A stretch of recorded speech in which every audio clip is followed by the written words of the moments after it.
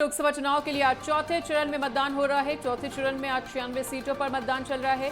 आपको बता दें कि 10 राज्यों की 96 सीटों पर यह मतदान है और आंध्र प्रदेश की 25, तेलंगाना की 17 सीटों पर मतदान, उत्तर प्रदेश की 13 सीटों पर मतदान चल रहा है, महाराष्ट्र की 11 सीटों पर मतदान, उत्तर प्रदेश की 13 सीटों पर हो रहा है मतदान, एमपी की 8 सीटें भी ऐसी हैं जिन पर वोटिंग चल रही है और पश्चिम बंगाल की 8, ओडिशा की 4 सीटों पर भी वोटिंग चल रही है, बिहार की 5, झारखंड की 4 सीटों पर मतदान जारी रहता हुआ। तो बड़ी खबर के साथ लगातार बने हुए नेटवर्क 10 पर लोकसभा चुनाव के चौथे चरण का मतदान आज चल रहा है और पल पल का अपडेट हर जिले से आपको देने का प्रयास कर रहे हैं और ये भी दिखा रहे हैं कि कौन कौन से दिग्गजों की साख दांव पर है। बिल्कुल, क्योंकि देखिए चौथे चरण का चुनाव काफी अहम हो जाता है और ऐसे में उत्तर प्रदेश की 13 सीटों पर मतदान है। शाहजहांपुर, खीरी, धौरहरा, सीतापुर में ये मतदान, हरदोई, मिश्री, कुंडा, फर्रुखाबाद में भी वोटिंग लगातार जारी, इटावा, कन्नौज, कानपुर, अकबरपुर, बहराइच में भी वोटिंग लगातार। तस्वीरें भी हमने आपको दिखाई, हमारे सहयोगी भी हमारे साथ जुड़े, उन्होंने बताया कि किस तरीके की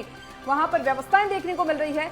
और देखिए मतदान को लेकर जो सुरक्षा व्यवस्था है वो पूरी तरह से पुख्ता है, सख्त कर दी गई है। चप्पे चप्पे पर सुरक्षा बलों की पैनी नजर रखी गई है। इसके साथ ही जो महिला सुरक्षा बल है उनको भी जो चुनाव आयोग के द्वारा तैनात किया गया है मतदान स्थल पर।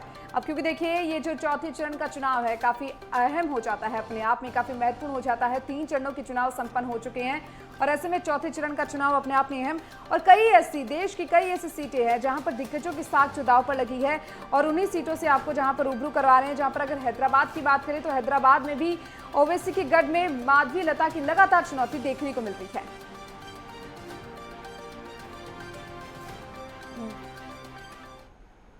और अलग अलग जिलों की तस्वीरें भी हम आपको दिखा देते हैं कि मतदाताओं का उत्साह अपने जिलों में किस तरह से देखने को मिल रहा है। मतदाता काफी ज्यादा हाई जोश के साथ मतदान केंद्रों पर पहुंच रहे हैं और ये 5 अलग अलग जिलों की 5 तस्वीरें नेटवर्क 10 की स्क्रीन पर आप देख पा रहे हैं। कन्नौज, बहराइच, उन्नाव, शाहजहांपुर और कानपुर की ये खास तस्वीरें टीवी स्क्रीन पर और इन 5 तस्वीरों के माध्यम से हम आपको दिखाने का प्रयास कर रहे हैं कि किस तरह से तमाम दिग्गज नेता जो हैं वो मतदान स्थल पर अपने वोट को कास्ट करने के लिए पहुंचे और मतदान स्थलों का जायजा भी लगातार हमारे संवाददाताओं द्वारा लिया जा रहा है और पल पल का अपडेट वो आप तक पहुंचाने का प्रयास कर रहे हैं। और इन 5 तस्वीरों के माध्यम से ये हम आपको दिखाने का प्रयास कर रहे हैं कि मतदाताओं का हौसला कितना ज्यादा बुलंद है। कहीं पर कोई दिव्यांग मतदाता मतदान केंद्र पर पहुंचकर वोट कास्ट कर रहा है तो बुजुर्ग मतदाताओं के भी हौसले लगातार बुलंद दिखते हुए तमाम दिग्गज भी वोट कास्ट करने के लिए पहुंचे हुए हैं।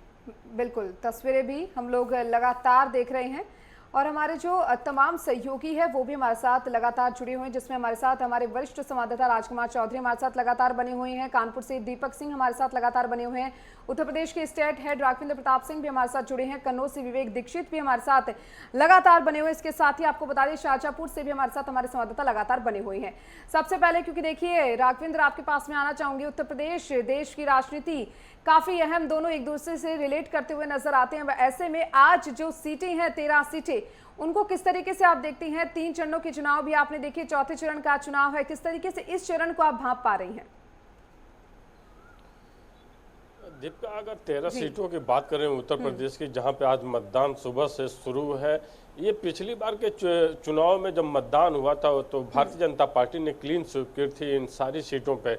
इस बार कन्नौज से अखिलेश यादव खुद मैदान में हैं और वो किसी तरह अपनी जीत को सुनिश्चित करना चाहते हैं, इसीलिए लगातार वो कन्नौज में डटे हुए थे क्योंकि उनके लिए प्रतिष्ठा की बात है, क्योंकि वो अपने पार्टी के राष्ट्रीय अध्यक्ष भी हैं और इसके अलावा पिछली बार उनकी पत्नी डिम्पल यादव को कन्नौज में हार का सामना करना पड़ा था सुब्रत पाठक से, जो भारतीय जनता पार्टी के प्रत्याशी थे। तो अखिलेश यादव के सामने अपनी सीट बचाने की चुनौती है।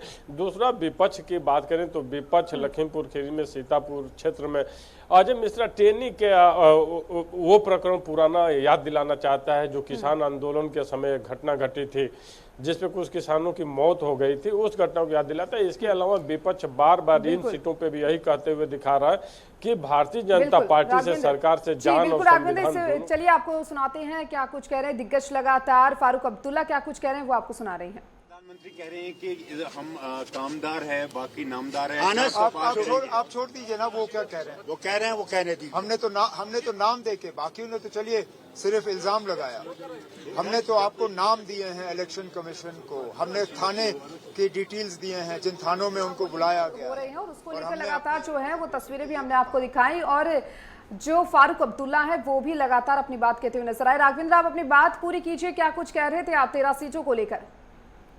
जी, तो विपक्ष बार बार इन 2-3 मुद्दों पे भारतीय जनता पार्टी पे या केंद्र की मोदी सरकार पे हमलावर है। बार बार यही कहते हुए दिखाई दे रहा है कि इनसे मोदी से संविधान बचाना है, लोकतंत्र बचाना है, हमें आरक्षण बचाना है और जान बचाना है। क्योंकि अखिलेश यादव का कल बयान आया कि भारतीय जनता पार्टी से इनसे जान से और संविधान से दोनों से खतरा है। हालांकि कल मोदी ने भी अपनी 5 गारंटी दी, जिसमें संविधान की बात, लोकतंत्र की बात, गरीबों के आरक्षण की बात समेत तमाम मुद्दों को रखा है। वहीं अगर हम प्रियंका गांधी वाड्रा की बात कर लें तो वो अमित शाह से सवाल पूछते हुए नजर आई कि रायबरेली के लिए भारतीय जनता पार्टी ने क्या किया है। वहीं अमित शाह ये कहते हुए नजर आए कि इस बार रायबरेली जिताइए, 400 अपने आप पूरा हो जाएगा। वहीं योगी आदित्यनाथ कल बहराइच में जब जनसभा कर रहे थे कैसरगंज सीट को लेकर, तो उन्होंने कहा 4 जून के बाद से उत्तर प्रदेश को माफिया मुक्त राज्य घोषित किया जाएगा। तो सबके अपने अपने दावे हैं, सबके अपने अपने फसाने हैं। हाँ, इतना जरूर है कि पिछले लोकसभा चुनाव की बात कर लें तो भारतीय जनता पार्टी का पलड़ा बहुत भारी था, क्योंकि क्लीन स्वीप किया था। और इस बार भी सरकार के प्रति जनता के अंदर कोई नाराजगी नहीं दिख रही है। सरकार की योजनाओं को पाकर, लॉ एंड ऑर्डर को पाकर, महिला सुरक्षा को लेकर के जिस तरह का शासन चलाया गया है केंद्र द्वारा, राज्य द्वारा, उसको लेकर जनता आज भी निश्चिंत है। और इसीलिए वोटर भी साइलेंट है। ये नहीं पता चल रहा है कि वोटर वोट किसे दे रहा है, और ये साइलेंट वोटर अपना जाकर वोट दे रहा है। और इसीलिए भारतीय जनता पार्टी अपनी जीत को लेकर आश्वस्त भी नजर आ रही है। अगर चुनौतियों की बात कर लें इस चौथे चरण में, तो सर्वाधिक चुनौती अखिलेश यादव के सामने है, क्योंकि उनके लिए करो या मरो के लिए है। उनकी प्रतिष्ठा दांव पे लगी हुई है। अगर ये चुनाव हारते हैं कन्नौज से अखिलेश यादव, तो भारतीय जनता पार्टी इसका लाभ जब विधानसभा का चुनाव होगा उत्तर प्रदेश का, तो उसमें भी उठाना चाहेगी।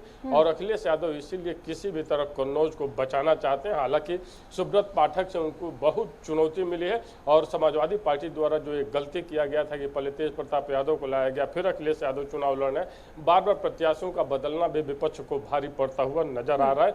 और इन 13 सीटों की भी अगर बात कर लें तो यहाँ पे भारतीय जनता पार्टी का पलड़ा विपक्ष की तुलना में इंडी गठबंधन के ऊपर बहुत भारी दिखाई दे रहा है। ठीक है राघवेंद्र, लौटेंगे आपके पास और शाहजहांपुर से अरविंद के पास भी जाएंगे, लेकिन लगातार हम आपको ये भी सुनवा रहे हैं कि तमाम दिग्गज क्या कुछ कह रहे हैं। तो चौथे चरण का लगातार चुनाव टाइम होता है, उसमें आपको आप भाषण नहीं दे पाएंगे, लेकिन उसमें दूसरे संप्रदाय मुहर्रम या कुछ और हो तो उसमें प्रायोरिटी दिया जाता है। आप आसनसोल छोड़ के मेदिनीपुर चले गए, आसनसोल की बेटी हैं आप, यहाँ से पक्ष में नहीं था, लेकिन इस बार आपने आसनसोल छोड़ दिया। देखिए, हम भारत की बेटी है, तो पीछे करिए। पहले हम भारतवासी है, पहले हम हिंदुस्तानी है, उसके बाद हम पश्चिम बंगाल का है, ना आसनसोल का है, ना बेदीपुर का है, वो बाद की बात है। सारे भारत हमारे हैं। और माननीय प्रधानमंत्री जी का निर्देश से, माननीय गृह मंत्री जी अमित शाह जी का निर्देश से और माननीय नड्डा जी का निर्देश से हमको भेजा गया है मेदिनीपुर। हमको तो टिकट मिलना ही नहीं चाहिए था, हम तो विधायक है, सिटिंग एमएलए। हमको माननीय प्रधानमंत्री जी जो टिकट दिए हैं उनके लिए हम आभारी हैं। शत्रुघ्न सिन्हा कह रहे हैं बीजेपी को इस बार खामोश कर देंगे। देखिए, वो डायलॉग तो फिल्मों में अच्छा लगता है, लेकिन हम लोग खामोश हो गए। उनका इनकेपेबिलिटी और उनका जो प्रताड़ना आसनसोल वासी के तरफ जो हुआ है, आज जब से वो सांसद बना है वो कुछ काम नहीं किए हैं। और काम सिर्फ करना नहीं, उनको हम देख ही नहीं पाते थे। आसनसोल वासी, उनका क्या फोन नंबर है, कैसे उनको कांटेक्ट करना पड़ता है, एक साइन के लिए हम लोग को मालूम नहीं है कहाँ जाना पड़ता है। तो आसनसोल वासी बहुत झेल लिए है इनका जो इनकेपेबिलिटी और काम। तो अभी हमने आपको सुनवाया कि किस तरह से भाजपा के लोगों पर हमलावर नजर आई तमाम प्रत्याशी, और ऐसा ही सिलसिला लगातार देखने को मिल रहा है। वार पलटवार का सिलसिला जारी है। और एक बार फिर से शाहजहांपुर से अरविंद का रुख करना चाहेंगे। अरविंद, 9 बजकर लगभग 11-12 मिनट का समय हो चुका है। ऐसे में वहां की तस्वीरें तो एक बार फिर से हम आपके साथ देखना चाहेंगे ही, लेकिन अगर शाहजहांपुर की सीट की बात की जाए तो ये एक ऐसी सीट है जहां पर लगभग 19 सालों से कांग्रेस को जीत का इंतजार है, और बसपा अभी तक यहां पर खाता भी नहीं खोल पाई है। बीजेपी की भी अगर बात कर ली जाए तो बीजेपी का भी कोई पुराना गढ़ नहीं है, तो ऐसे में तमाम पार्टियों के लिए शाहजहांपुर सीट कितनी अहम और इसे जीतना क्या कुछ मायने रखता है तमाम पार्टियों के लिए? तो आपने सही कहा कि यहाँ पर कभी ट्रैक रिकॉर्ड तो अच्छा नहीं रहा है, लेकिन उसके साथ साथ में आप मेरे पीछे तस्वीरें देख सकते हैं। यहाँ पर पीडब्ल्यूडी मंत्री जितेंद्र प्रसाद जी अभी भी पहुंचे हैं बात करने के लिए, और इसके साथ साथ में भाजपा का पूरा कुनबा इसी तरीके से जो ये उनको यहाँ पर सीट मिली थी, जिस तरीके से कृष्णाराज जी ने उनकी झोली में, भाजपा की झोली में सीट डाली थी, उसके बाद में उनका टिकट काट करके अरुण सागर को यहाँ प्रत्याशी बनाया गया 19 में, और उन्होंने यहाँ जीत हासिल की थी। तो उसे बरकरार रखना, उसको यहाँ पर बरकरार रखने के लिए पूरा कुनबा बीजेपी का लगा हुआ है। यहाँ पर 3 मिनिस्टर हैं, शाहजहांपुर से सुरेश कुमार खन्ना वित्त मंत्री हैं, उसके साथ में जितेंद्र प्रसाद जी हैं, पीडब्ल्यूडी मंत्री जेपीएस राठौर जी भी हैं, संगठन में भी उनका अच्छा दखल है। कहीं ना कहीं देखा जाए तो वो पूरा प्रयास एक लगा हुआ है भाजपा का। और उसके साथ साथ में समाजवादी पार्टी इंडी गठबंधन ने जो ऐन वक्त पर यहाँ प्रत्याशी उतारा है, उस प्रत्याशी को लेकर के मतलब पूरी जोर आजमाइश किसी तरीके से भी वो भी अब अपना पूरा जोर आजमाइश कर रहे हैं। बसपा की अगर बात की जाए तो बसपा यहाँ नगण्य नजर आ रही है इस बार के चुनाव में। बसपा का यहाँ कहीं कुछ किसी भी तरीके का कोई भी प्रचार प्रसार से लेकर के कुछ देखने को नहीं मिला है। लेकिन उसके साथ साथ में भाजपा इस सीट पर अपनी जो उनकी एक कब्जा था सीट पे, उसको बरकरार रखने के लिए यहाँ चुनौती भी है, क्योंकि वित्त मंत्री जी की भी साख कहीं ना कहीं दांव पर है। उसको लेकर के हाँ, इसके पहले कांग्रेस का यहाँ गढ़ रहा है, कांग्रेस ने ये सीट कई बार जीती है। यहाँ सबसे पहले 1967 में ये लोकसभा बनी थी, जब पहले 2 लोकसभा हुआ करती थी। 67 में जब लोकसभा का गठन हुआ, गठन के बाद यहाँ प्रेम किशन खन्ना जी पहला चुनाव जीते थे। उसके बाद में लगातार जीतते चले आ रहे। कांग्रेस का ये गढ़ रहा, जितेंद्र प्रसाद और बाबा साहब यहाँ से सिटिंग एमएलए एमपी हुआ करते थे। उसके बाद में जितेंद्र प्रसाद जी भी यहाँ से पहला चुनाव लड़े थे और जीते थे, बड़े अंतर से जीते थे। हालांकि पिछले चुनाव में जब 19 में यहाँ पर ये चुनाव जीता गया था, भाजपा ने जब ये सीट जीती तो बड़े अंतर से जीती थी, लगभग 2,70,000। बिल्कुल अरविंद, सही कहा आपने, क्योंकि देखिए लगातार तस्वीरें तो आपने दिखाई, इसके साथ आपने ये भी बताया कि कितनी जो सीधी टक्कर है, नेट टू नेट जो फाइट है वो प्रत्याशियों के बीच में देखने को मिल रही है। शाहजहांपुर की अगर बात करें तो साथ ही साथ कन्नौज से विवेक दीक्षित हमारे साथ लगातार बने हुए हैं, क्योंकि देखिए विवेक, कन्नौज हाई प्रोफाइल सीट है, ये हम सभी जानते हैं। अभी क्या कुछ तस्वीरें निकल कर आ रही हैं, मतदाता कितनी संख्या में मतदान स्थल पर पहुंच रहे हैं? क्योंकि देखिए लगातार जो है धूप भी खिलती हुई नजर आ रही है, गर्मी का एहसास भी अब धीरे धीरे होने लगा है। मनीषा जी, आपको बता दें कि रात के समय हल्की सी बारिश हुई, मौसम ठंडा हो गया, जिसकी वजह से मतदाता सुबह से ही घर से निकल आया। चाहे बड़े बुजुर्ग हों, चाहे महिलाएं हों, चाहे युवा हों, सभी लोग सुबह से ही अपने वोट डालने के लिए घर से निकलकर अपनी बारी का इंतजार कर रहे हैं। सभी जगह पोलिंग बूथ पर लंबी लंबी लाइनें सुबह से ही लग गई। सुरक्षा व्यवस्था के कड़े इंतजाम रहे। अगर 1-2 जगह छोड़कर सभी जगह मशीनों पर सुचारू रूप से चालू कर दिया गया था। 1-2 जगह कम से कम आधा पौन घंटा लग गया, लेकिन थोड़ी देर बाद फिर शुरू कर दिया गया।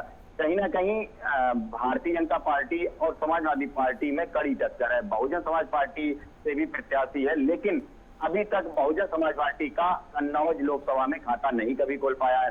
वही समाजवादी पार्टी का लगभग कई वर्षों से, कई चुनाव से कब्जा रहा है। भारतीय जनता पार्टी 2019 में जीत फतेह करने के बाद पुनः वही इतिहास दोहराना चाहती है। वहीं राष्ट्रीय अध्यक्ष अखिलेश यादव ऐसे में चुनाव लड़ने आए हैं, तो यहाँ पर वह अपनी पुरानी जो है जीत हासिल करना चाह रहे हैं। वहीं बड़े बड़े वादे भी किए गए हैं। चुनावी जनसभा के दौरान कई प्रकार की घोषणाएं भी की गई हैं। राशन को लेकर कई योजनाओं के बारे में भी बताया गया। राहुल गांधी समेत कई जनप्रतिनिधि भी कन्नौज में पहुंचे थे। जी बिल्कुल, विशेष संवाददाता राजकुमार चौधरी भी लगातार बने हुए हैं हमारे साथ, उनका रुख करते हुए। राजकुमार, तो 15 सीटों पर इस बार तमाम दिग्गजों की साख जो है वो दांव पर लगी हुई है, और 2 लोकसभा सीटों का आपने भी जिक्र किया, एक लखीमपुर खीरी और दूसरा कन्नौज, जो कि बहुत ज्यादा हाई प्रोफाइल सीट है। इसके अलावा आप कौन सी सीट पर सबसे बड़ी चुनौती देख पा रहे हैं तमाम पार्टियों के लिए?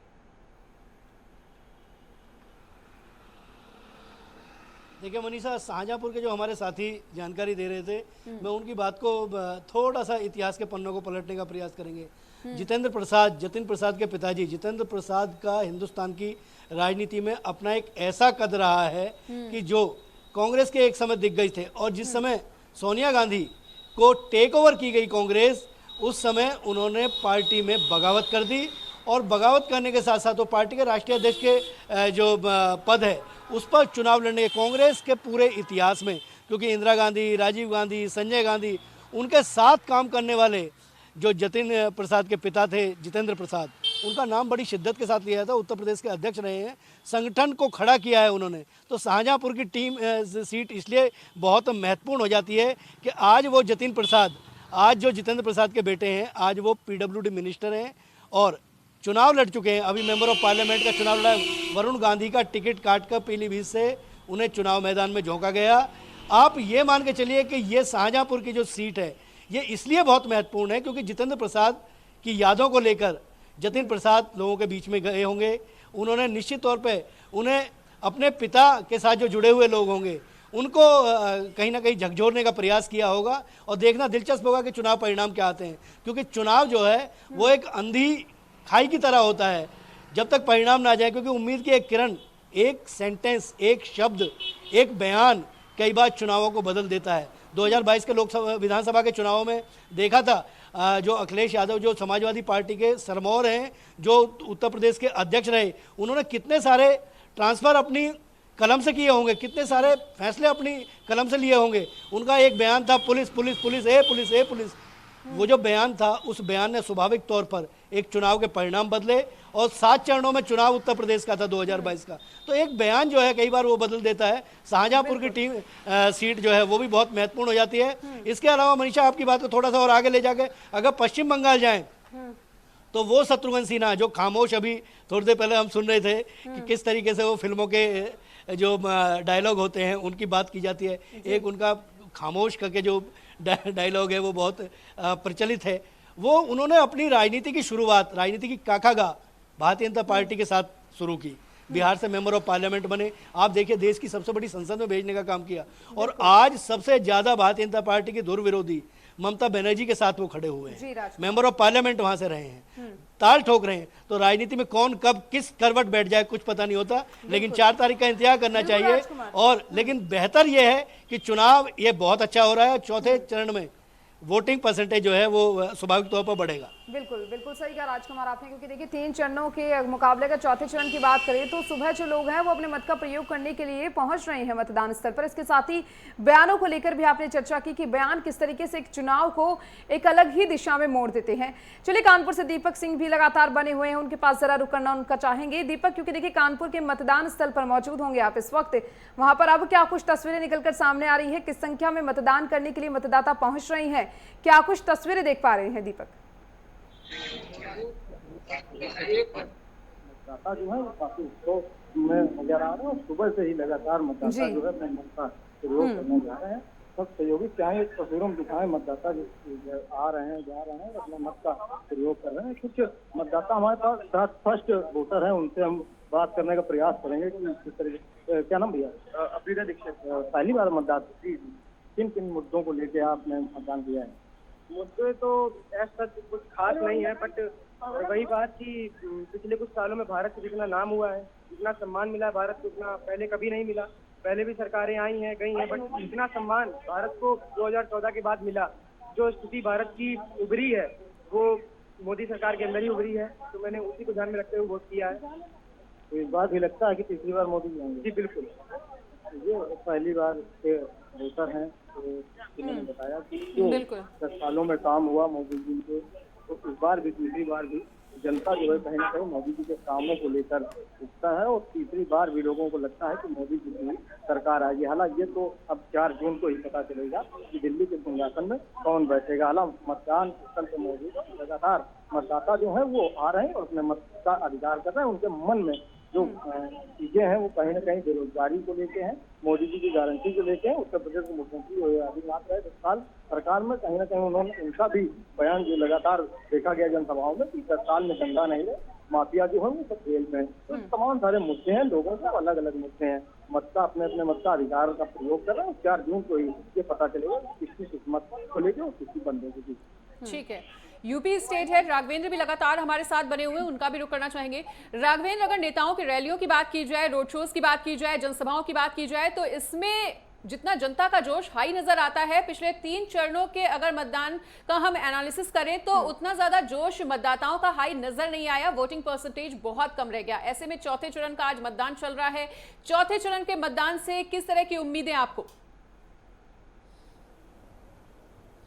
बेशक मनीषा, इसीलिए सीएम योगी ने भी आज अपील की कि आप राष्ट्र हित में, लोक हित में और हिंदुत्व के लिए वोट करिए, मत प्रतिशत बढ़ाइए। और सारे पार्टियों द्वारा भी बार बार ये निवेदन किया गया या इस तरह का आह्वान किया गया कि मत प्रतिशत बढ़े, क्योंकि मत प्रतिशत जब कम हो रहा है तो सारी पार्टियों के लिए चिंता की लकीर है कि आखिर किस पार्टी का मत प्रतिशत कम हो रहा है। हाँ, इतना जरूर है कि ये साइलेंट वोटर, मत प्रतिशत थोड़ा कम जरूर है कि ये साइलेंट वोटर जा रहा है, चुपचाप अपना वोट मत का प्रयोग कर रहा है और कहीं से सड़कों पे। और एक तो निर्वाचन आयोग की तरफ से भी अब पहले की तरह नहीं है कि चुनाव प्रचार बहुत ढोल बाजे के साथ हो रहा हो, तो जो एक रेखाएं खींची गई हैं इसमें भी कटौती की गई कि प्रचार प्रसार बहुत ज़्यादा न हो, खर्चों में जिस तरह से कटौती की कि उसका भी एक कारण है। और दूसरा, जब सरकार बदलनी होती है, जब जनता या तो बहुत आक्रोशित हो तब वोट प्रतिशत बदलता है। जैसे 2014 का चुनाव हम लोग याद कर सकते हैं, उस समय मत प्रतिशत अचानक 6-7% बढ़ गया था।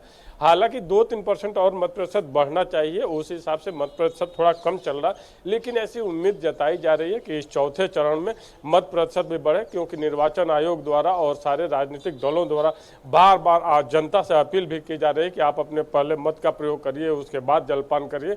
तो ऐसी संभावना भी है कि मत प्रतिशत बढ़े। हालांकि जिस तरह सारे नेताओं की रैलियों में, रोड शो में जिस तरह की भीड़ होती है, वो भीड़ आखिर वोट में क्यों नहीं कन्वर्ट हो पा रही है, ये थोड़ा सा चिंतनीय है लोकतंत्र के लिए, समाज के लिए। हाँ, इतना जरूर है कि अगर मत प्रतिशत बढ़ता है तो वो देश के लिए सही होता है, क्योंकि जब कम मत प्रतिशत होंगे तो उसी में हार जीत भी सुनिश्चित होगी। तो पूरी जनसंख्या, जो आबादी है, जो वोटर है, उसका अपना मत नहीं आ पाता है और कम वोटों में ही गिनती करके कहीं ना कहीं से सरकारें बन जाती हैं। वो लोकतंत्र के लिए सही नहीं है, क्योंकि मत का प्रयोग एक बहुत बड़ी ताकत होती है। और सभी मतदाताओं को भी नेटवर्क 10 के तरफ से भी अपील की जा रही है कि आप सभी मतदाता आएं और अपने मत का प्रयोग करें, क्योंकि आपके मत का प्रयोग ही आपकी सबसे बड़ी शक्ति है। आप 5 साल के लिए सरकार चुनते हैं कि आपकी सुरक्षा के लिए, आपके हितों के लिए काम करे, तो मत का प्रयोग सबको करना चाहिए। और ऐसी संभावना भी है कि इस बार चौथे चरण के मतदान में मत प्रतिशत बढ़ता हुआ हमें आपको दिखाई भी दे। और रोड शो की बात कर लें तो उत्तर प्रदेश के लिए आज का दिन बेहद खास है, क्योंकि काशी में पीएम मोदी का आज रोड शो है और वो अपना नामांकन दाखिल करेंगे। तो आज वाराणसी में देखने लायक माहौल होगा, क्योंकि वहां की जनता तीसरी बार मोदी के नामांकन जब होगा तो उनको तीसरी बार जिताने के लिए संकल्पित दिखाई दे सकती है। और पीएम मोदी भी जी बिल्कुल सही कहा आपने। लगातार आप भी अपील कर रही हैं और हम भी लगातार नेटवर्क 10 के माध्यम से अपील कर रही हैं मतदाताओं से कि अपने मत का प्रयोग करने के लिए जरूर पहुंचे। तो चलिए, आप तमाम सहयोगी हमारे साथ बने रहिए और लगातार हर एक अपडेट हम जनता तक पहुंचा रही हैं इस चौथे चरण से जुड़ी हुई। और यहाँ पर रुकेंगे एक छोटे से ब्रेक के लिए।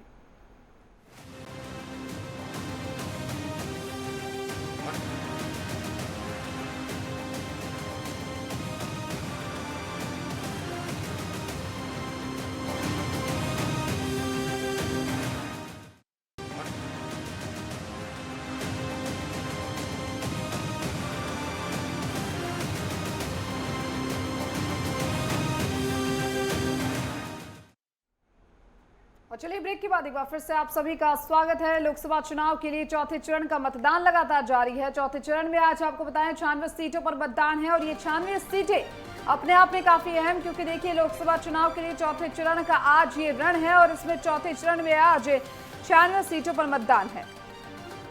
बिल्कुल, तो लगातार बड़ा अपडेट हम आपको दे रहे हैं। 10 राज्यों की 96 सीटों पर मतदान चल रहा है। आंध्र प्रदेश की 25, तेलंगाना की 17 सीटों पर मतदान चल रहा है। उत्तर प्रदेश की 13 सीटों पर वोटिंग जारी और महाराष्ट्र की 11, एमपी की 8 सीटों पर वोटिंग चल रही है। पश्चिम बंगाल की 8, ओडिशा की 4 सीटों पर मतदान चल रहा है। बिहार की 5, झारखंड की 4 ऐसी सीटें हैं जिस पर मतदान हो रहा है।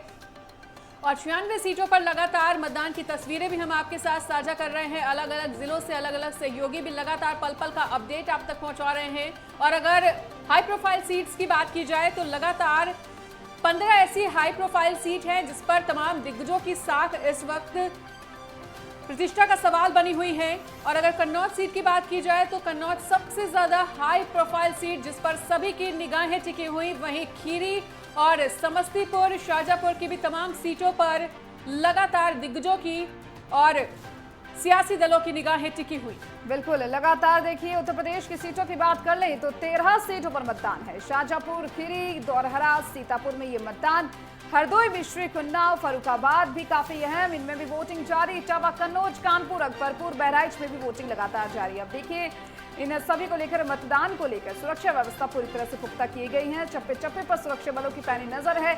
कई हाई प्रोफाइल चेहरे हैं इस चौथे चरण में जिनकी साख जो है वो दांव पर लगी है, और ये हाई प्रोफाइल जो चेहरे हैं उनकी प्रतिष्ठा का सवाल इस चौथे चरण में देखने को मिल रहा है।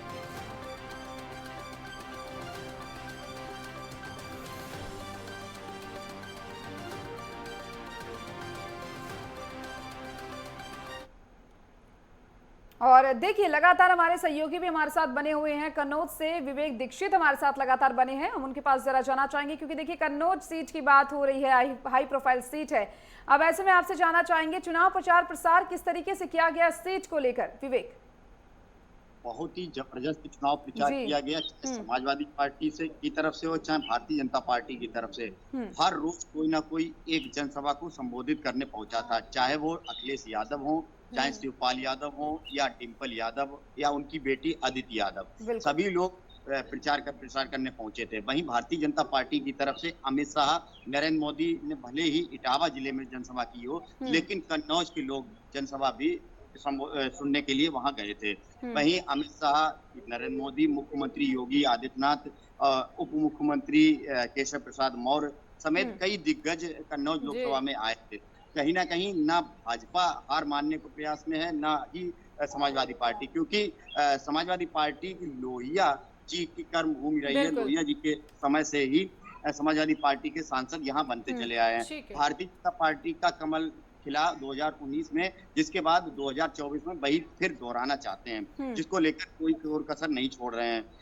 आप देख सकते हैं इसका ही नतीजा ये है कि चुनाव प्रचार प्रसार इतना हुआ कि लाइनें सुबह से ही लग गई थी। भले ही मौसम थोड़ा ठंडा हुआ था, लेकिन सुबह से ही लाइनें लग गई थी। मतदाताओं में लगातार जोश है कि वोट डालना है। बिल्कुल विवेक, जैसा कि आप बता रहे हैं कि लगातार तमाम बड़े दिग्गजों ने यहाँ पर आकर चुनावी प्रचार किया है। चुनावी प्रचार में जनता को साधने का भी प्रयास भरसक तरीके से किया गया, लेकिन उसका क्या असर अब आप मतदान स्थल पर देख पा रहे हैं? उतना ही जोश हाई है जितना कि चुनावी प्रचार के दौरान देखने को मिला? बिल्कुल, कहीं ना कहीं उतना ही जोश देखने को मिला है जितना चुनावी प्रचार में जोश देखने को मिला। कार्यकर्ता हो या आम जनता हो, सभी लोग अपने मत का प्रयोग करने के लिए पहुंच रहे हैं। चाहे कोई भी पोलिंग बूथ हो, सभी पर लाइनें लगी हुई हैं। सुबह से हम लोग देख रहे हैं कि एक दो पोलिंग बूथ जो कि कुछ मशीनों में गड़बड़ी आई थी, जिसके बाद उन्हें सुचारू रूप से चालू कर दिया गया। लेकिन लगातार यहाँ देखा गया कि मशीनें चालू करके और लंबी लाइन में ही लोग खड़े हो रहे हैं, अपनी इंतजार बारी कर रहे हैं। जलपान ना करके सीधा मतदान करने के लिए यहाँ पहुंचे थे।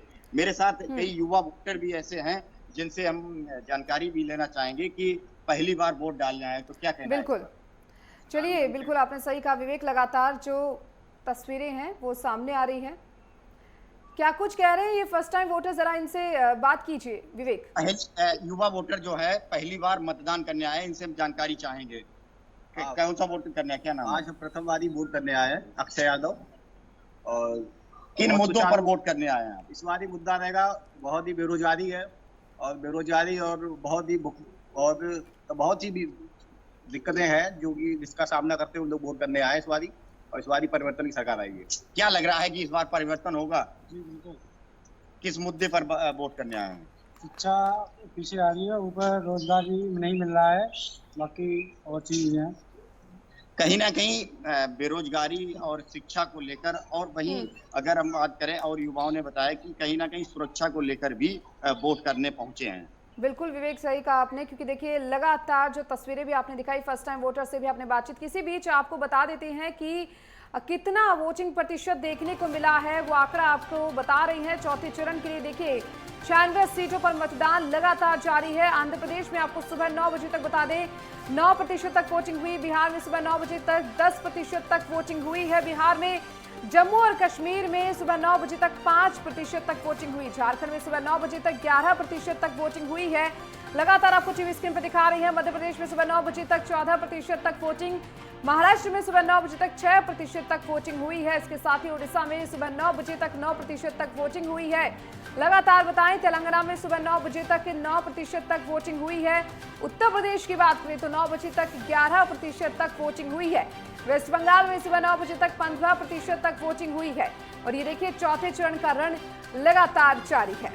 बिल्कुल, इस वक्त की इलेक्शन ब्रेकिंग आपको बता रहे हैं और सुबह 9 बजे तक का वोटिंग परसेंटेज हम आपको दिखा रहे हैं। बिहार में सुबह 9 बजे तक 10.18% मतदान, जम्मू कश्मीर में सुबह 9 बजे तक 5.07% वोटिंग, झारखंड में 9 बजे तक 11.78% वोटिंग हो चुकी है। एमपी में 14.97% वोटिंग होती हुई, महाराष्ट्र में 6.45% वोटिंग हो चुकी है 9 बजे तक। ओडिशा की बात कर ली जाए तो यहाँ पर 9.23% वोटिंग, तेलंगाना में 9.5% वोटिंग हो चुकी है। उत्तर प्रदेश में बहुत ही कम रह गई है, 11.67% वोटिंग। और वेस्ट बंगाल की अगर बात कर ली जाए तो यहाँ पर भी 9 बजे तक 15.24% मतदान हो चुका है।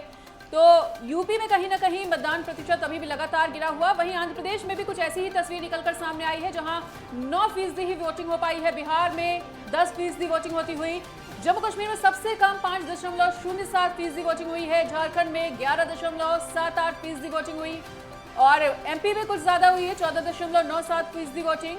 और महाराष्ट्र में भी बहुत कम रह गई है, 6.45% वोटिंग ही अभी तक हो पाई है। ओडिशा में 9.23% वोटिंग होती हुई, तेलंगाना में यह आंकड़ा 9.51% का है। उत्तर प्रदेश में 11.67% वोटिंग हुई है सुबह 9 बजे तक। वेस्ट बंगाल में यह आंकड़ा कुछ बढ़ता हुआ 15.24% मतदान हो चुका है। तो ये वोटिंग परसेंटेज का जो आंकड़ा हम आपको दिखा रहे हैं, ये कहीं ना कहीं इस बात की ओर इशारा कर रहा है कि अभी भी वोटिंग परसेंटेज को उतना नहीं बढ़ाया जा सका है जितना कि 9 बजे तक बढ़ सकता था। और 9 बजे तक या कि 10 बजे तक सबसे ज्यादा वोटिंग परसेंटेज बढ़ने की उम्मीद इसलिए होती है क्योंकि गर्मी का माहौल है। ऐसे में मतदाता जलपान से पहले ही अपने घरों से बाहर निकलते हैं और वहां पर मतदान स्थलों पर पहुंच के अपने मताधिकार का प्रयोग करते हैं। लेकिन वोटिंग आंकड़ा जो दिखा रहे हैं हम आपको, वोटिंग परसेंटेज अभी भी बहुत कम नजर आ रहा है। दीपिका, बिल्कुल मनीषा, सही कहा आपने, क्योंकि देखिए लगातार टीवी स्क्रीन पर आपको वोटिंग जो परसेंटेज है वो लगातार आपको दिखा रहे हैं। जहां पर वेस्ट बंगाल में आपकी बात करें तो सबसे ज्यादा 9 बजे तक यहां पर 15% तक मतदान हुआ है। सबसे ज्यादा वेस्ट बंगाल में कहा जा सकता है कि जो मतदाता है वो अपने मत का प्रयोग करने के लिए जागरूक नजर आया। बिहार की बात करें तो 10% तक वोटिंग हुई है। बिल्कुल, तो ये वोटिंग परसेंटेज हम आपको 9 बजे तक का दिखा रहे हैं, जो झारखंड में सुबह 9 बजे तक 11.78% वोटिंग होती हुई, मध्य प्रदेश में 14.97% वोटिंग। तो लगातार वोटिंग परसेंटेज हमने आपको 9 बजे तक का दिखाया। उत्तर प्रदेश की अगर 9 बजे तक की वोटिंग की बात की जाए तो यहाँ पर 11.67% वोटिंग हुई है। अगर हम सीटों के सिलसिलेवार वोटिंग परसेंटेज की बात करें तो बहराइच में 14.04% वोटिंग, धौरहरा में 13.96% वोटिंग 9 बजे तक। इटावा में कम रह गई है ये वोटिंग परसेंटेज, 7.06% वोट हुआ है। फरुखाबाद में 13.15% वोटिंग हुई है। हरदोई में सुबह 9 बजे तक 13.17% वोटिंग हुई। कन्नौज में सुबह 9 बजे तक 14.23% तक मतदान हो चुका है। कानपुर में ये फिर से कम हुआ, 7.84% वोटिंग होती हुई। खीरी में वोटिंग परसेंटेज कुछ हद तक बढ़ा है, 12.21%। मिश्रिक में भी 12.92% वोटिंग हुई है। शाहजहांपुर में बहुत कम रह गया है, 5.94% ही वोटिंग यहाँ पर हो पाई है। बिल्कुल, और चलिए देखिए ये लगातार वोटिंग परसेंटेज हमने आपको बताया। उत्तर प्रदेश से यूपी स्टेट है राघवेंद्र लगातार हमारे साथ जुड़े हुए हैं। राघवेंद्र, क्योंकि देखिए अब वोटिंग परसेंटेज भी सामने आ चुका है। लगातार उत्तर प्रदेश की बात करें तो कई शहर ऐसे देखे गए हैं जहां पर वोटिंग परसेंटेज जो है बिल्कुल डाउन दिखाई दिया है। वोटिंग परसेंटेज को देखते हुए क्या कुछ कहना चाहेंगे कि मतदाताओं को और ज्यादा जागरूक होने की जरूरत है अपने मत का प्रयोग करने के लिए? दीपिका, जागरूक क्या, हमें लगता है कि इस लोकसभा चुनाव में कई सारे ऐसे मतदाता हैं जो अपने घरों से बाहर सर्विस करते हैं और वो मतदाता इस बार लग रहा है कि अपने गांवों के तरफ, अपने घरों की तरफ वापस नहीं आए हैं वोट डालने के लिए। और जिस तरह से आचार संहिता लगी और जिस तरह सरकार द्वारा नारा दिया गया कि अब की बार 400 पार, हमें लगता है कि जो बीजेपी सपोर्टर मतदाता थे उनको लगा कि एक बहुत बड़ी जीत मिलने जा रही है। हम अगर वोट नहीं भी डालेंगे तब भी जीत मिल जाएगी। एक मत प्रतिशत घटने का ये भी कारण हो सकता है। और दूसरा, जो आम मतदाता भी है, सरकार चुनने में अब बहुत ज़्यादा दिलचस्पी, इंटरेस्ट दिखा नहीं रहा है और इसलिए भी मत प्रतिशत कम हो रहा है। और तीसरा, एक जो सबसे अहम महत्वपूर्ण बिंदु हो जाता है, मत प्रतिशत अक्सर तब ज़्यादा बढ़ता है जब सरकार बदलनी होती है। तो ये तीनों मिला जुला एक कारण हो सकता है कि इन कारणों से मत प्रतिशत कुछ कम हो रहे हैं। हाँ, इतना जरूर है कि चुनाव में मत प्रतिशत का कम होना लोकतांत्रिक व्यवस्था के लिए ये सही नहीं है। सारे मतदाताओं को अपने मत का प्रयोग करना चाहिए, तब उस आधार पर एक बहुमत की सरकार आती है। तो ये क्लियर कट मैंडेट जाता है कि हम इतने मत पड़े थे तो इतनों का प्रतिनिधित्व करते हैं। अगर मत प्रतिशत 50%, 55% रहेगा तो ये कहीं से उचित नहीं है। और मतदाताओं से बार बार इसलिए अपील भी की जाती है कि वो अपने मत का प्रतिशत बढ़ाएं।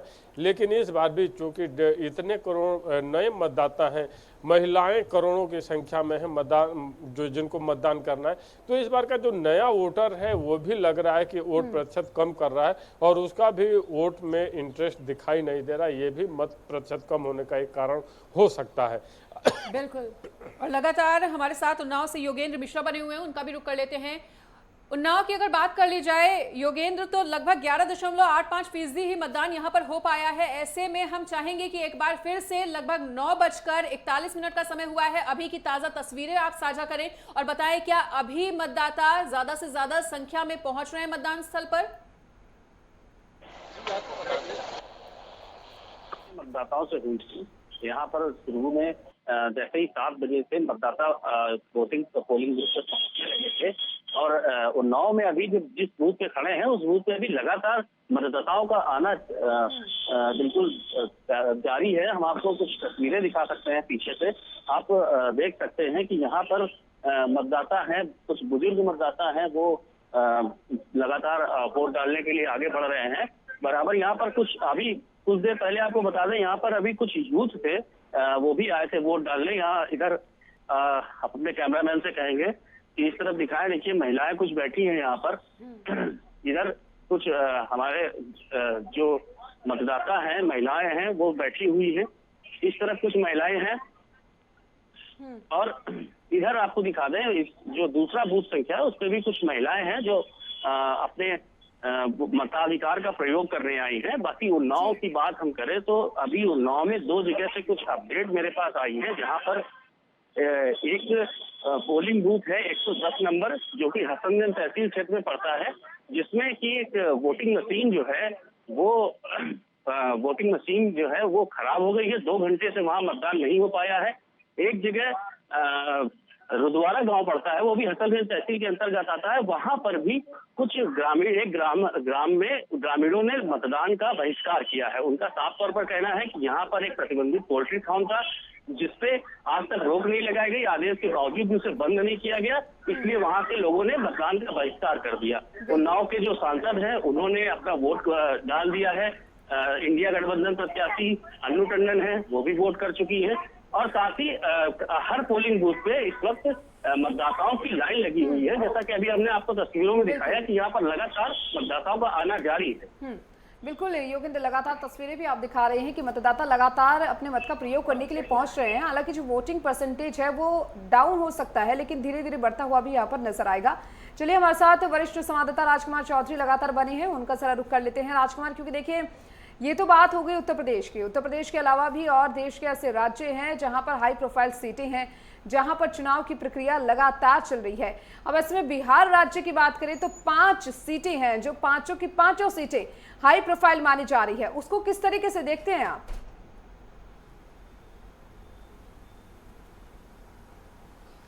देखिए दीपिका, सबसे जो बिहार की अगर बात करें तो बिहार की बात शुरू होती है, एक फायर ब्रांड नेता हैं गिरिराज सिंह। बिल्कुल। और गिरिराज सिंह जब बोलते हैं तो स्वाभाविक तौर पर वो एक उनका जो बोलने का जो तरीका है, क्योंकि शब्दों की बहुत मारक क्षमता होती है और अपनी बात को कहने का सलीका, कहने का तरीका और पूरे और तरीके से अपनी बात को गिरिराज किशोर को अपने बयानों के लिए जाना जाता है। जिस तरीके से वो ओबीसी पे हमलावर होते हैं, हिंदू मुस्लिम की जब कभी बात आती है तो स्वाभाविक तौर पर वो लीड लेते हुए दिखते हैं और बिहार में बेगूसराय की जो सीट है ये ऐतिहासिक सीट इसलिए भी मानी जाती है क्योंकि गिरिराज सिंह जैसे कद्दावर और बहुत महत्वपूर्ण नेता जो है वो चुनाव मैदान में है।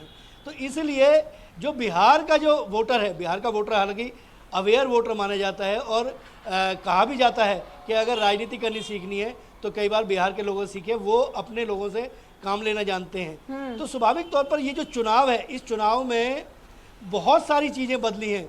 एक तो नेताओं की सबसे बड़ी बात क्या है कि बयान देने का जो तरीका है, बयानों में जो गिरावट आई है उसको भी कहीं ना कहीं अंतिम पायदान पर खड़े हुए वोटर ने देखा है। क्योंकि अगर हम इसकी तुलना एक अखाड़े से कर लें, जब अखाड़े में दो पहलवान होते हैं तो पहलवान लड़ रहे होते हैं, लेकिन उसके बाहर जितने लोग खड़े हुए तमाशा देख रहे होते हैं उनमें से एक पहलवान जीतता है, एक हारता है। ये स्वाभाविक तौर पर निश्चित है कि जब एक हारेगा तो दूसरा जीतेगा, लेकिन जनता जिस समय वहाँ पे खड़े होकर ताली बजाती है जब कोई दाव लगाता है, तो ये जो बयानी दाव है, ये जो बयानों के दाव हैं, जिस तरीके से अगर बात कर लें हम ओवैसी के बयान, हमें बात करनी चाहिए ओवैसी के बयानों की कि हैदराबाद की सीट पर लगातार उनके परिवार का कब्जा, उनके पिता पहले मेंबर ऑफ पार्लियामेंट रहे हैं, लगातार 4 बार से वो मेंबर ऑफ पार्लियामेंट है, और जब वो बोलते हैं उनकी वाकपटुता आती है। चाहे 15 मिनट के बयान की बात कर लें, उनके भाई का बयान आया और उसके बाद जिस तरीके से उन्होंने पूरा पटाक्षेप किया, तो उसको जो काउंटर करने के लिए आगे आते हैं वो गिरिराज सिंह जैसे नेताओं को भारतीय जनता पार्टी लेके आती है। और जब उनकी साख दाव पर लगती है तो स्वाभाविक तौर पर चुनाव बहुत रोचक हो जाता है।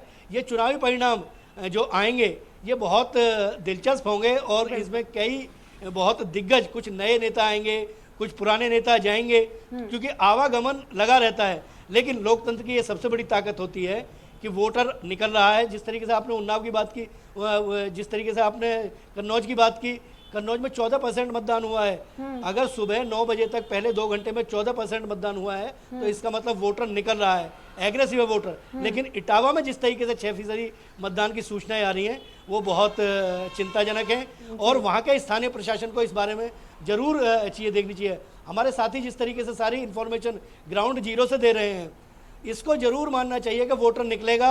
और पहले क्योंकि आज मौसम थोड़ा अच्छा है तो पहले 2 घंटे में लोग बाग जो है वो जो पहले मतदान फिर जलपान, इस नारे को जरूर लोगों ने कहीं ना कहीं दरकिनार कर दिया है। लेकिन अब जो दूसरे चरण के जो दूसरा जो दौर होगा, उस दौर के जो परिणाम आएंगे, जो परसेंटेज आएगी वो महत्वपूर्ण होगी। फिर आपके मूल सवाल पे आते हैं कि बिहार में जो चुनाव हो रहा है वो कहीं ना कहीं एक गति देगा अगले चरण के चुनाव को। तो देखना दिलचस्प होगा कि 5वें चरण के चुनाव में किस तरीके से चीजें आगे बढ़ती हैं।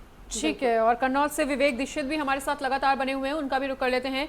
तो विवेक, 9 बजे तक का जो वोटिंग परसेंटेज है वो हमने अभी अपने सारे दर्शकों को बताया भी, दिखाया भी। लगातार जो वोटिंग परसेंटेज है वो कन्नौज में बढ़ता हुआ जरूर नजर आ रहा है। हम चाहेंगे कि इस वक्त जो बुजुर्ग मतदाता भी मतदान केंद्रों पर पहुंच रहे हैं, अगर आपको दिख पा रहे हो तो उनसे भी बातचीत करके ये जानने का प्रयास करिए कि पहले के चुनाव और अब के चुनाव में कितना फर्क वो देख पा रहे हैं। यहाँ पर अभी भी लाइनें लगी हुई हैं, भीड़ भाड़ है और मेरे साथ कई मतदाता है। अभी हम देख रहे हैं कि किस तरह से बुजुर्ग मतदाता कौन है, यहाँ पर देखकर अभी हम बात करते हैं। अभी तक 14%, 2-3% मतदान कन्नौज लोकसभा का हो चुका है और लगातार चल ही रहा है मतदान। मौसम भी साथ दे रहा है, यहाँ पर मौसम जो है ठंडा हुआ, बारिश हो गई थी रात में, जिसके कारण यहाँ मेरे साथ एक बुजुर्ग मतदाता है जिनसे हम पूछना चाहेंगे कि पहले के चुनाव में अब की चुनाव में क्या फर्क देखते हैं आप? अच्छा है, पहले सुरक्षा थी या अब सुरक्षा अच्छा है? सुरक्षा ज्यादा अच्छी है। कहीं ना कहीं सुरक्षा की दृष्टि से देखें तो बुजुर्ग ने बताया कि पहले भड़बड़ रहती थी या लड़ाई की स्थिति हो जाती थी, वो अब नहीं है। अब की बार सुरक्षित मतदान हो रहा है। बिल्कुल बिल्कुल सही कहा आपने विवेक। तस्वीरें भी आपने दिखाई, क्योंकि देखिए बुजुर्गों से आपने बातचीत की और उनके सामने कई चुनाव ऐसे आए हैं और गए हैं। उन्होंने कई चुनाव देखे हैं जहां पर बदलते चुनाव भी उन्होंने देखे होंगे लगातार। वो भी अपनी जो तस्वीरें हैं आंखों के सामने जो उनकी रही है वो भी उन्होंने बताई। यूपी से हमारे साथ स्टेट हेड राघवेंद्र लगातार जुड़े हुए। राघवेंद्र, क्योंकि देखिए राहुल गांधी ने एक जनसभा को संबोधित करते हुए कहा था कि बीजेपी 400 पार का नारा दे रही है, लेकिन बीजेपी 400 पार तो क्या 150 पार भी नहीं हो पाएगी। क्या कहा जा सकता है, क्योंकि लगातार एनडीए 400 पार का दावा करता हुआ नजर आ रहा है। अब ऐसे में विपक्ष कह रहा है, कहीं ना कहीं विपक्ष भी दावा कर रहा है, विपक्ष को भी उम्मीद है, इस पर क्या कुछ कहेंगे? बेशक राहुल गांधी द्वारा बयान बार बार दिया जा रहा है या प्रियंका गांधी वाड्रा द्वारा भी बयान दिया जा रहा है कि 180 से ज्यादा एनडीए नहीं आ रही है, मोदी की सीटें नहीं आ रही हैं अगर ईवीएम में सेटिंग ना हो, तो ये आरोप लगाए जाते हैं। हालांकि ईवीएम में किसी तरह की गड़बड़ी कोई हो जाए, इसको निर्वाचन आयोग ने स्पष्ट इनकार किया है और कई लोगों को बुलाया भी था कि हैक करके दिखाइए, लेकिन सब कोई जाने के लिए तैयार नहीं हुआ। राहुल गांधी जब ये बात कहते हैं कि बीजेपी की इतनी सीटें नहीं रही, जैसे उत्तर प्रदेश में भी उनके बड़े बड़े दावे उनके पार्टी की तरफ से किए जा रहे हैं, तो भारतीय जनता पार्टी भी हमलावर होती है कि ये अमेठी से खुद हारे हुए हैं और वायनाड गए हैं, हो सकता है कि वायनाड भी आ रहे और इस बार पिछली बार हमने इनको अमेठी में हराया है, इस बार रायबरेली में हराए हैं। तो आरोप प्रत्यारोप का दौर चल रहा है। इतना जरूर है एक राष्ट्रीय पार्टी जो लगभग 60 साल देश की सत्ता पे शासन की हो, सरकार चलाई हो, वो इस दुर्दिन में चल रही हो, ये चिंतनीय है। क्योंकि देश के लिए, लोकतांत्रिक व्यवस्था के लिए सशक्त विपक्ष का होना भी बहुत जरूरी है। और कांग्रेस की इतनी कमजोरी उत्तर प्रदेश में पहली बार देखने को मिली है कि 80 सीटों में सिर्फ एक लोकसभा सीट रायबरेली से कांग्रेस की सीट है जो सोनिया गांधी निर्वाचित हुई थी और इस बार राहुल गांधी वहां से चुनावी मैदान में है। हालांकि भारतीय जनता पार्टी ये दावा कर रही है और पीएम मोदी ने राहुल गांधी पे तभी तंज कसते हुए कहा था कि राहुल गांधी की जितनी उम्र है उसके आधी सीटें कांग्रेस की इस बार लोकसभा में आएंगी। तो ये आरोप प्रत्यारोप दोनों तरफ से चल रहा है, राहुल गांधी की तरफ से भी चल रहा है और पीएम मोदी की तरफ से भी चल रहा है। सबके अपने अपने दावे हैं, हालांकि नतीजे तो 4 जून को पता चलेंगे। लेकिन अगर धरातल ग्राउंड रिपोर्ट की बात करें तो कांग्रेस काफी कमजोर स्थिति में दिखाई दे रही है। आप कल्पना इसी से कर सकती हैं कि दिल्ली का रास्ता यूपी से होकर जाता है और उत्तर प्रदेश में सिर्फ 17 सीटों पे कांग्रेस चुनाव लड़ रही है और 63 सीटों पे समाजवादी पार्टी जिससे कांग्रेस का गठबंधन है।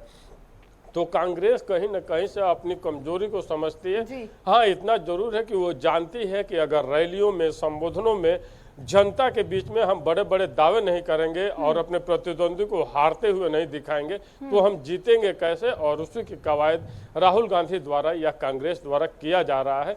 चाहे हम बात सतवंत सिन्हा की कर लें या फिर बात कर लें उसी दिन ओवैसी की या गिरिराज सिंह की, सबके ये जो बयान भी आते हैं इसीलिए आते हैं एक दूसरे को डिमोरलाइज करने का प्रयास किया जाता है बयानों से। जैसे सतवंत सिन्हा कह रहे हैं कि हम खामोश कर देंगे, हालांकि पटना साहिब ने उनको पिछले चुनाव में खुद ही सतवंत सिन्हा को खामोश कर चुका है और जब वो वहां से चुनाव हारे तो उसके बाद टीएमसी के माध्यम से आवासनसोल से चुनाव लड़ना।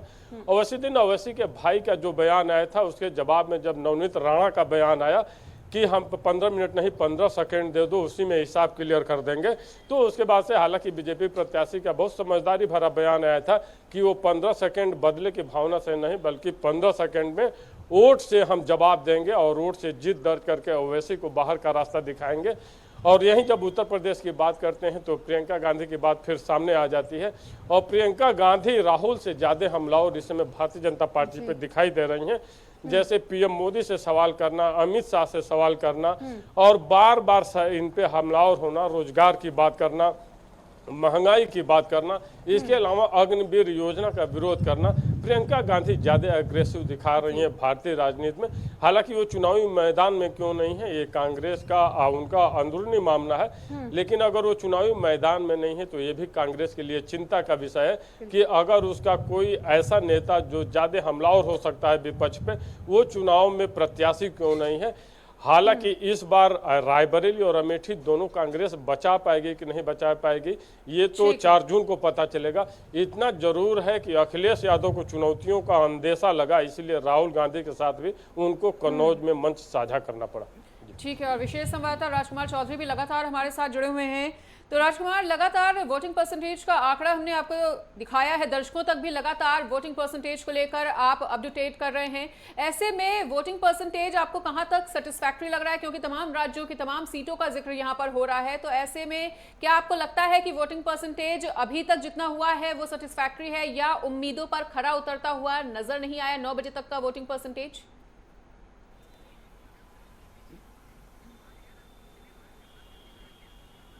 देखिए मनीषा, एक जरूर बात माननी पड़ेगी।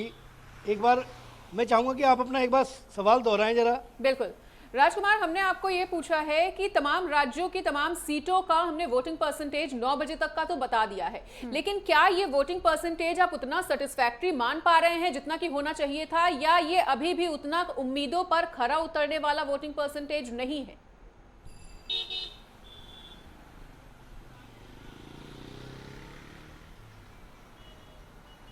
राजकुमार, क्या आप तक हमारी आवाज पहुंच पा रही है? मैं सुन नहीं पा रहा हूँ, आवाज नहीं आ पा रही है। बिल्कुल ठीक है राजकुमार, आपके पास दोबारा से लौटेंगे और हमारे साथ योगेंद्र मिश्रा भी लगातार उन्नाव से बने हुए हैं। उनका एक बार फिर से रुख करते हुए, तो योगेंद्र, उन्नाव की भी तस्वीर लगातार आप दिखा रहे हैं और जो तस्वीरें हैं वो बेहद उत्साहित कर देने वाली जरूर हैं। तो वोटिंग परसेंटेज को लेकर तो एक बार फिर से अपडेट करिए ही, और साथ ही अगर कोई महिला मतदाता वहां पर देखने को मिल रही है तो उससे भी बातचीत करके जानने का प्रयास करें कि कौन कौन से मुद्दों के साथ आज वो वोटिंग करने के लिए आई हैं। हम आपको बता दें कि 9:15 बजे तक 13.27% वोट उन्नाव जनपद में पड़ चुका है।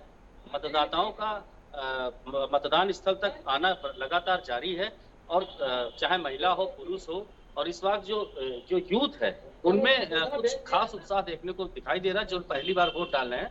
आइए हम महिला मतदाताओं से बात करते हैं और जानते हैं कि मुद्दों को लेकर वो इस बार ये क्या नाम है अपना? मनीषा जी, किन मुद्दों को लेकर आप वोट करेंगे, जब बताइए किन मुद्दों को लेकर आप वोट करेंगे? महंगाई,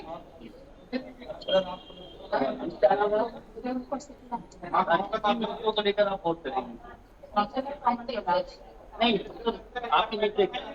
काफी अच्छी बात। तो इसी बीच हमारे बीच एक और महिला बैठी हुई है और उनसे बात करते हैं। आंटी, क्या नाम है आपका? किन मुद्दों को लेकर वोट करेंगे आप?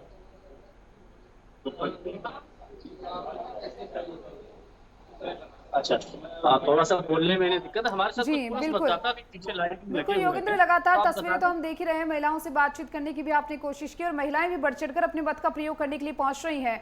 और आप सभी का बहुत बहुत शुक्रिया, तमाम हमारे सहयोगी जो हमारे साथ जुड़े और हर एक खबर से रूबरू करवा रहे हमारे दर्शकों को। अब देखिए, लगातार लोकसभा चुनाव के चौथे चरण का ये रण लगातार जारी है और हम भी हर एक खबर आप तक पहुंचाने का प्रयास लगातार करते हुए नजर आ रहे हैं। और यहाँ पर रुकेंगे एक छोटे से ब्रेक के लिए।